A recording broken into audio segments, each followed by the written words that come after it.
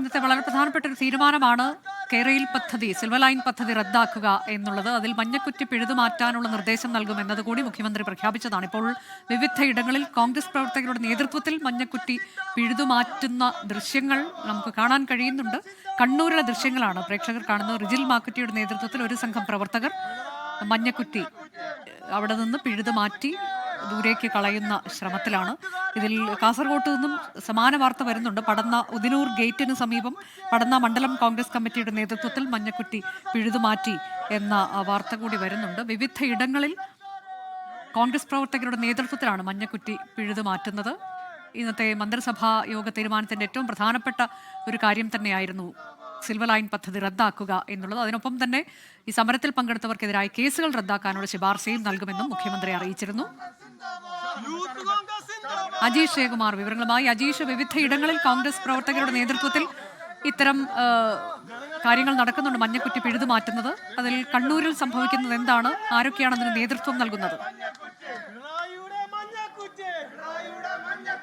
കണ്ണൂരിലെ യൂത്ത് കോൺഗ്രസിന്റെ നേതൃത്വത്തിലാണ് ഈ സിൽവർ ലൈനിനായി സ്ഥാപിച്ച മഞ്ഞക്കുറ്റി ഇപ്പോൾ പിഴുതെറിഞ്ഞിരിക്കുന്നത്.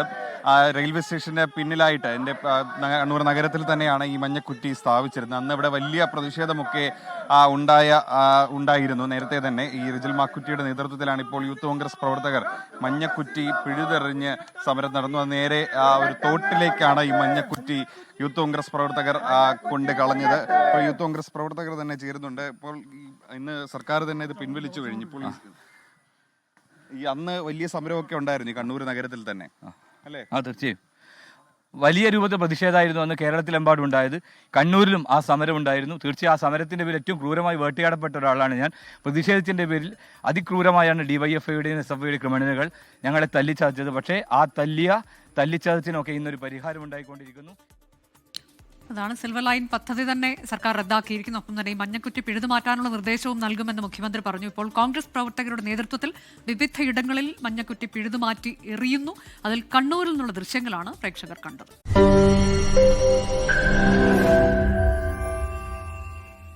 ലോകത്തെവിടെയായാലും ഏത് സമയത്തും 24 വാർത്തകളും ഓഗ്മെന്റഡ് റിയാലിറ്റി പാക്കേജുകളും എക്സ്പ്ലെയിനറുകളും വിശദമായി കാണാൻ ഞങ്ങളുടെ യൂട്യൂബ് ചാനൽ നിങ്ങൾക്ക് സബ്സ്ക്രൈബ് ചെയ്യാം.